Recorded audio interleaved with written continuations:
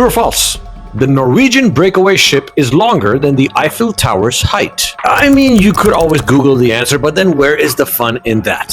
So the answer is at the end of the video. So this is our second attempt at cruising. The first was nearly a decade ago, back when we were blissfully kid-free and swore off floating hotels for good.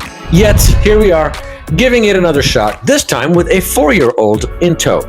Maybe we're gluttons for punishment, or maybe we're just really hoping for a different kind of perspective. In this video, I will take you on a tour of our floating city, the ship that is, give you a peek into our balcony room, a survey of the bars and restaurants, because we all know that's where the real magic happens, or does it? The onboard amenities, and the ports of call where we try to wring out some authentic experiences. I'll break down what we paid, share some tips, tricks, and straight up feedback, and dish out our unfiltered thoughts. Twice experience, that is. On the whole shebang. Oh, and just to be clear, this video is not sponsored. All the money spent was our own, hence all the thoughts that will be said will be our own. No one paid us nada to say anything nice, or otherwise. Ship overview. The Norwegian Breakaway, departing from Miami for its 7-day cruise, is a behemoth of the seas, stretching 1,068 feet long and weighing in at a whopping 145,000 gross tons. This floating beast can host up to 4,000 passengers, making it feel less like a cruise ship and more like a small floating metropolis. Launched in 2013 as part of the cruise line's Breakaway class, it took us from Miami to the Dominican Republic, then the US Virgin Islands, then the British Virgin Islands, and Stirrup Cay, which is Norwegian's private, quote-unquote, island in the Bahamas. Oh, and one of the stops got canceled. More on that later, but I haven't received my refund yet. JK, not really. I'm still clearly very salty about that.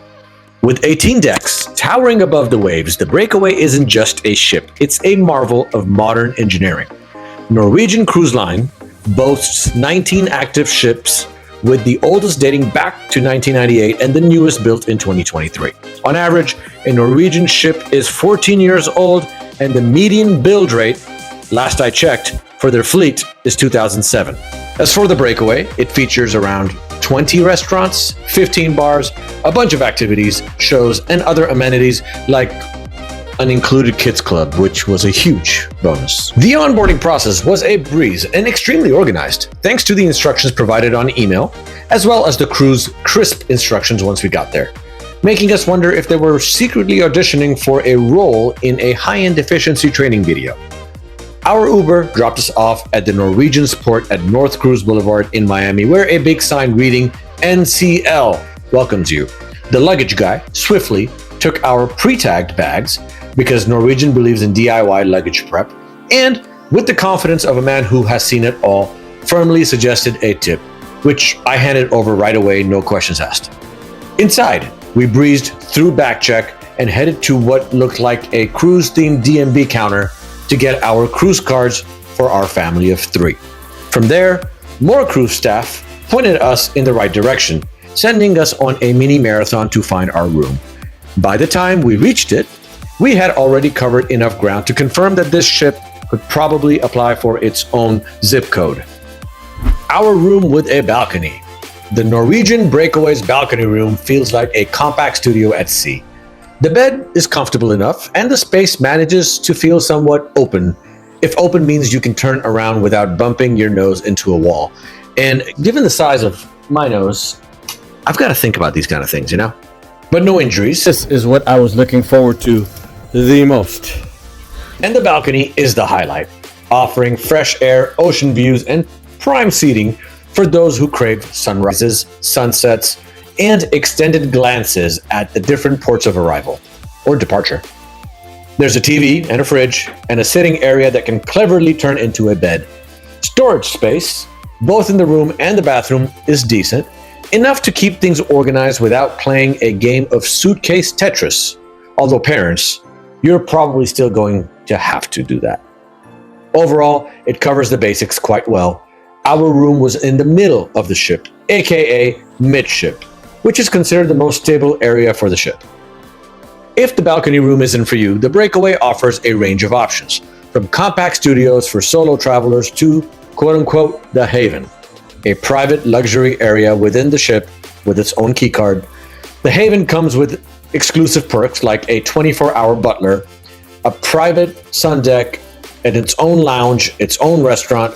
I guess at the end, there's something to suit everyone's preference. What's on board? Look, I'm not going to bore you with every tiny detail because there is a lot going on here, and I'm not planning on giving you a monologue. But instead, let's take a quick aerial view of the highlights. Every last morsel of information. Definitely check out the cruise line's website or the daily paper that they sneak into your room. Dining. After excluding general room service and the 2 restaurants exclusive to the Haven guests, the butler service part of the ship within the ship, there are still numerous eateries to choose from. Let's start with the complimentary ones. There is Savor, Taste, Manhattan Room, American Diner, Garden Cafe, O'Sheahan's, and Shanghai's Noodle Bar. When it comes to dining on a cruise, there's no shortage of choices, some more memorable than others. We gave Savor and Taste a shot for a proper sit-down dinner, and honestly, they blurred together in my mind. Both had a very similar vibe with almost identical menus.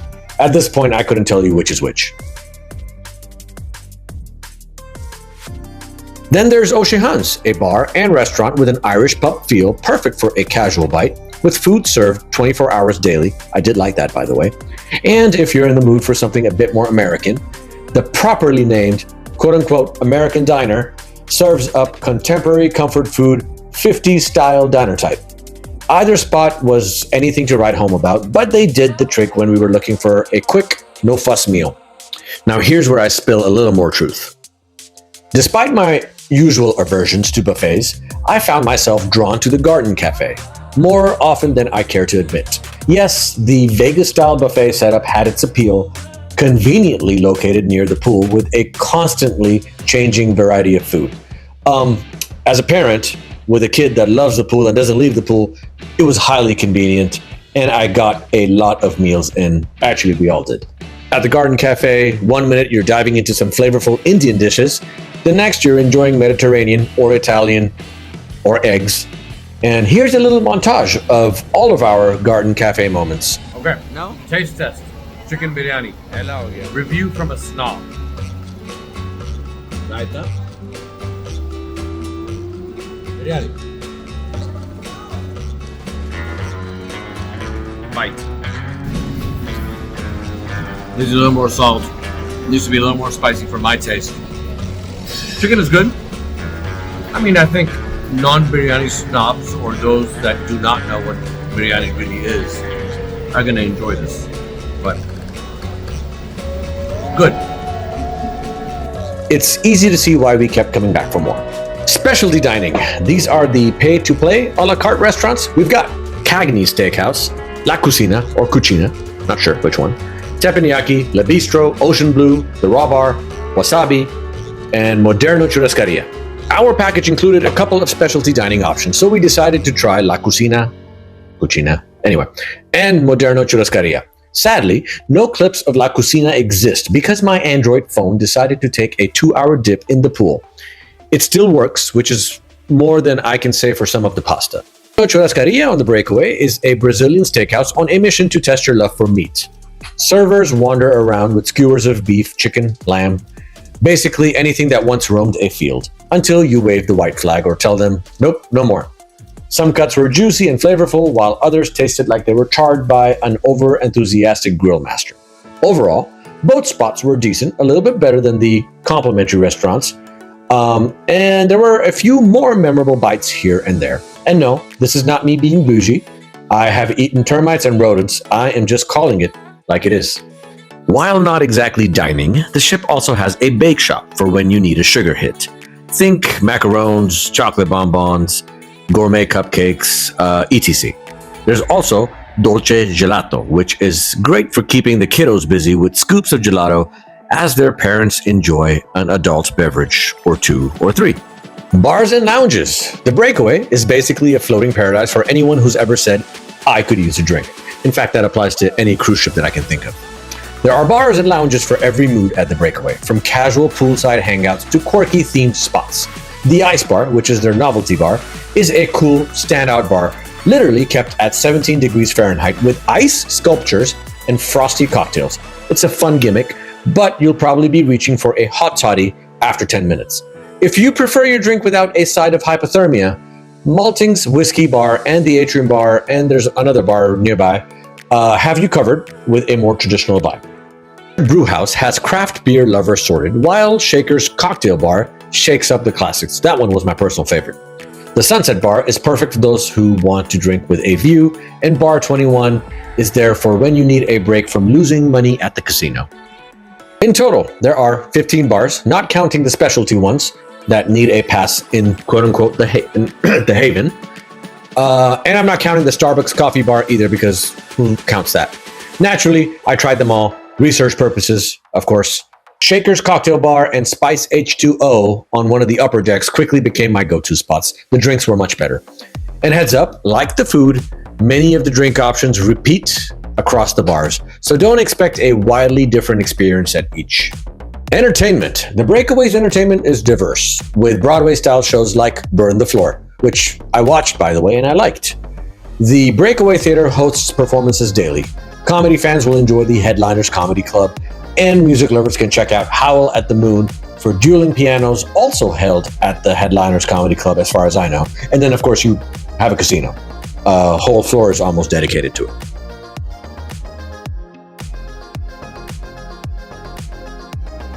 The ship also has a lively nightlife scene with Bliss Ultra Lounge, turning into a nightclub after dark, which I found rather odd because I don't know if they card the younger adults. That was weird.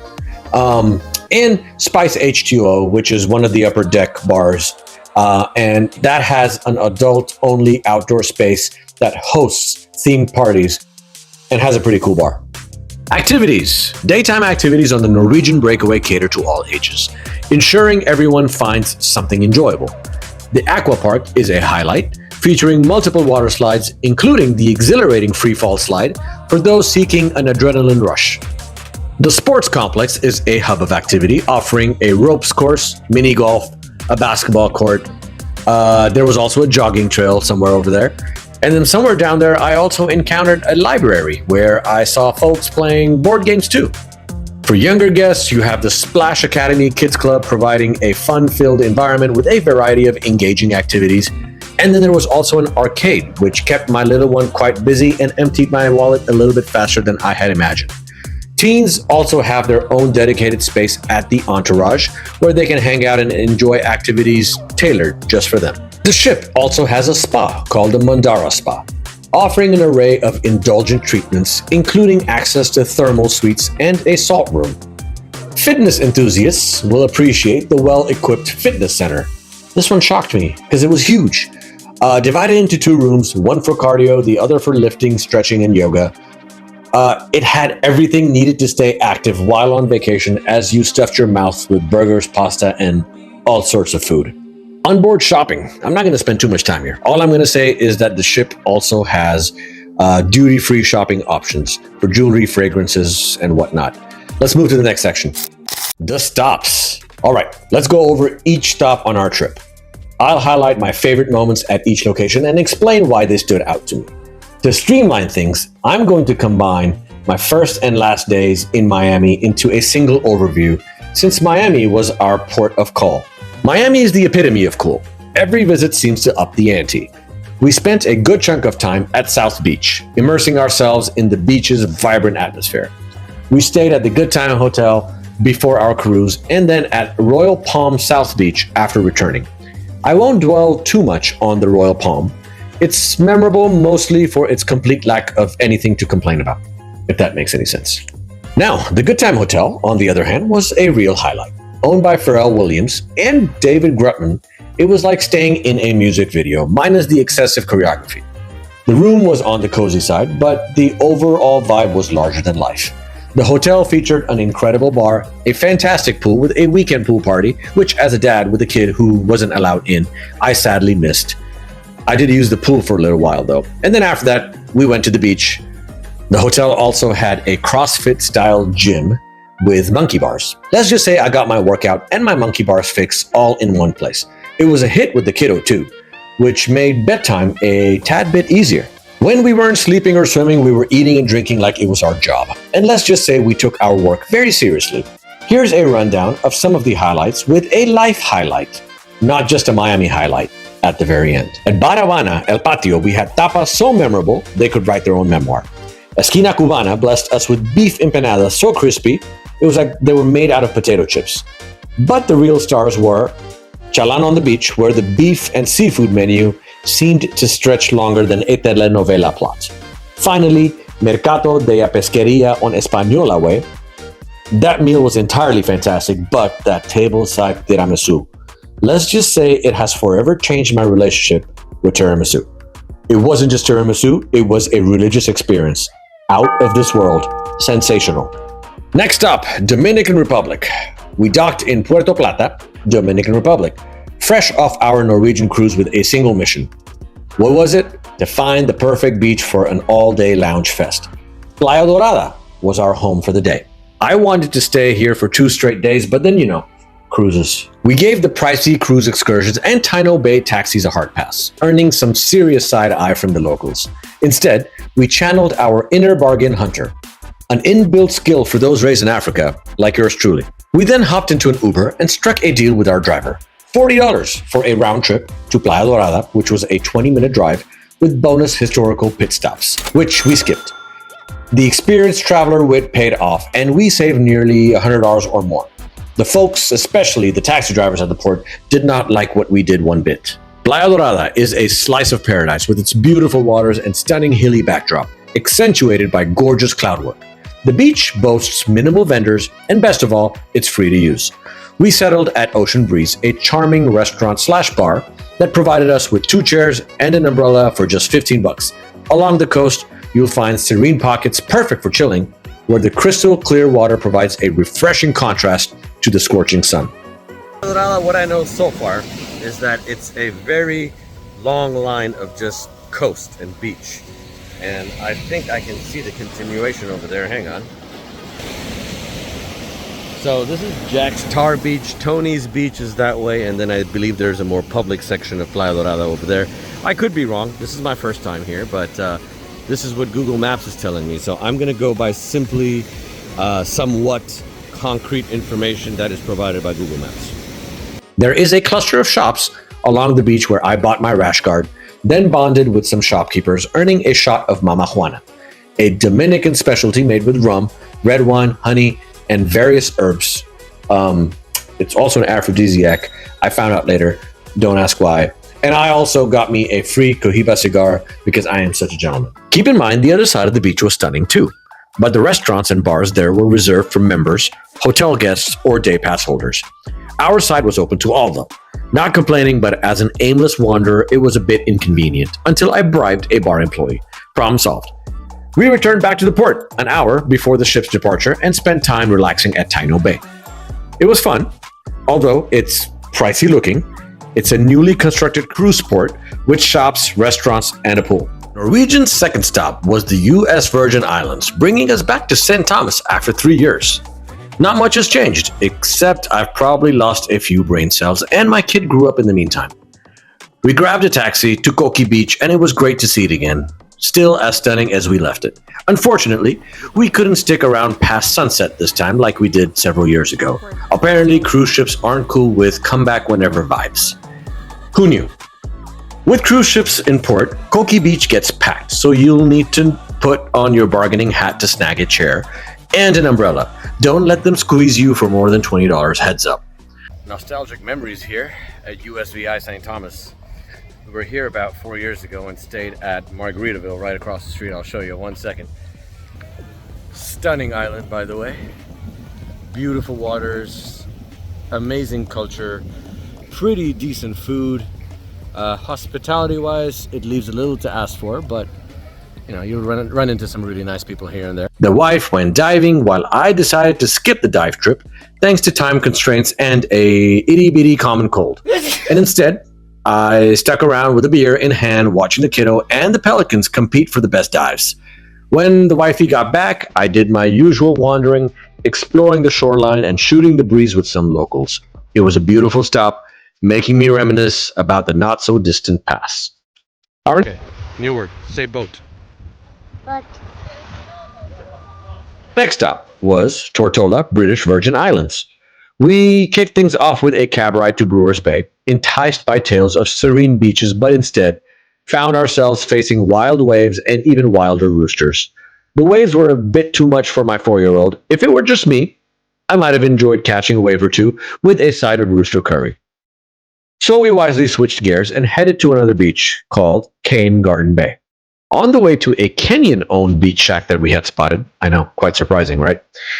We somehow managed to irritate a lady with our refusal of her aggressively pedaled beach chairs. Our taxi driver another 10 bucks or so, and he brought us over to Cane Garden Bay, which is a lot more happening, a lot more commercialized. And it seems like there are more restaurants available here to pick from. Sights are nice. The water's not too wild.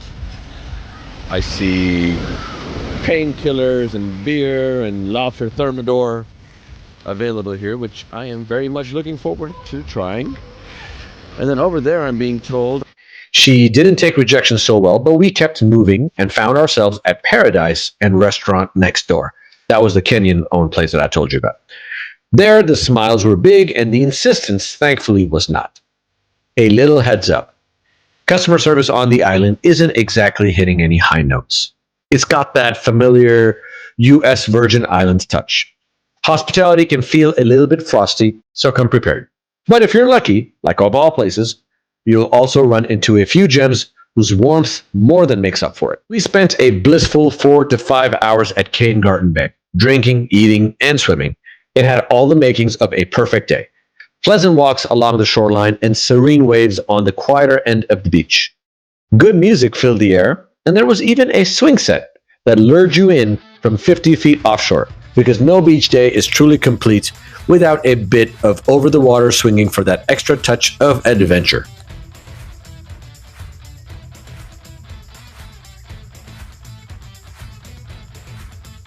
The next stop at Great Stirrup Cay in the Bahamas was very short. Do you know why?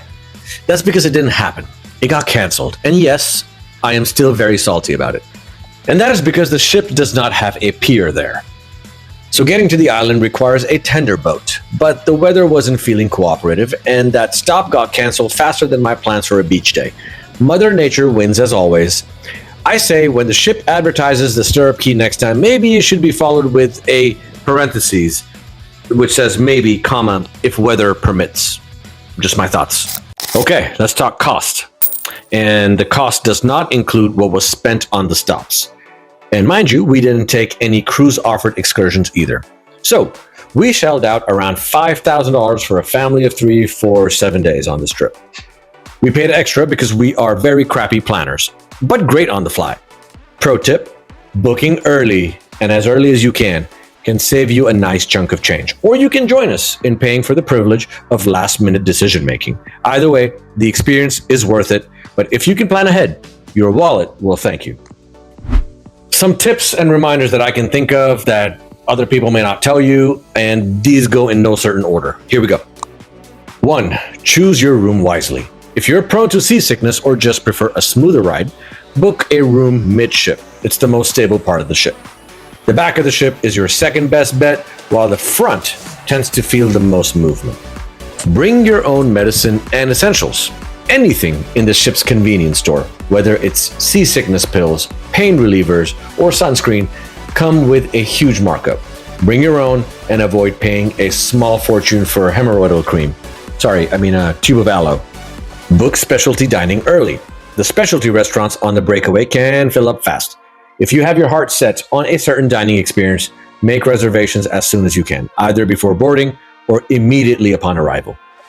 Get to the shows early if you're a show person. If you want to catch one of the ship's main entertainment shows, arrive early. Try to plan your shore excursions independently. Norwegian's shore excursions are convenient, but like I said, they are overpriced.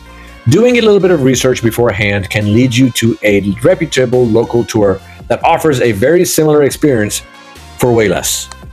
Keep an eye on daily deals. Norwegian offers daily specials on everything from drinks to spa treatments, but check that daily newsletter for deals that might save you some cash.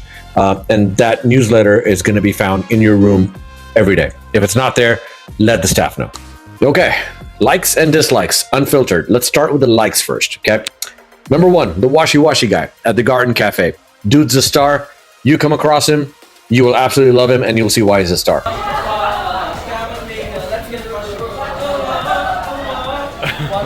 Two, the Kids Club. Totally worth it. It was phenomenal, and the best part was I didn't have to spend any more money on that. It was included in my cruise rate. Three, can't say the same about this one. I did spend some money on this one, but the balcony in the room was fantastic. Many sunrises, many sunsets were witnessed there with incredible music and just amazing time spent with my family. The aqua park with the slides was great. The equipment at the gym was phenomenal. Select restaurants and bars were cool. Service and the international staff members that I came across were just great. I met a lot of Filipinos and a lot of Indians, and I say this all the time. You put a Filipino and Indian in a room, your level of hospitality is just going to go up by tenfolds. Why? Because they know how to treat guests. Hospitality and taking care of the guest is just part of their upbringing. It's part of the culture. So yeah, service was amazing. All right, the stuff I didn't like. Here we go. The duplicate menus at the restaurants. Didn't like that too much. I also didn't like the almost identical pre-made cocktail offerings at the bar. Many of the bars didn't open up till much later, so the one or two that were actually open had a huge line, and I did not like waiting for my Bloody Mary. I also didn't like the lines at the guest services. In addition, some hot tubs were not hot. The pool was very, very crowded. There were just little windows of opportunities where it was not. And I didn't like the upcharge on the drinks, even after having the drinks package. And then again, last stop was canceled. I know I really can't fight the weather, but hopefully Norwegian can build a port or a pier over there. Final thoughts and honesty from me as usual. So, cruises, a floating maze of endless buffets, towel animals, and choreographed entertainment. Now, don't get me wrong, I'm not here to rain on anyone's parade, or cruise for that matter. I get both sides of the story, and I am going to maintain a very neutral stance. For the cruise enthusiasts, these floating behemoths are like a luxury hotel on water, complete with a sea view and a side of all you can eat and drink. If your idea of your next dream vacation is lounging around while the world drifts by with zero to little planning and a buffet of restaurants and bars at your fingertips, then a floating resort like this might just be your perfect match.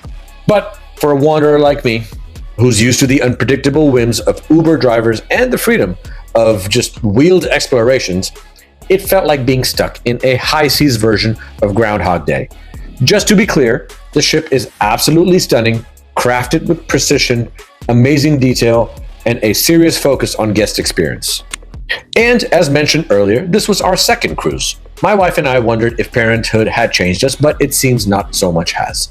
While my wife, also a fellow nomad, found it above average and craved unrestricted beach time, our kid adored it, despite the absence of dinosaur eggs in the vending machines.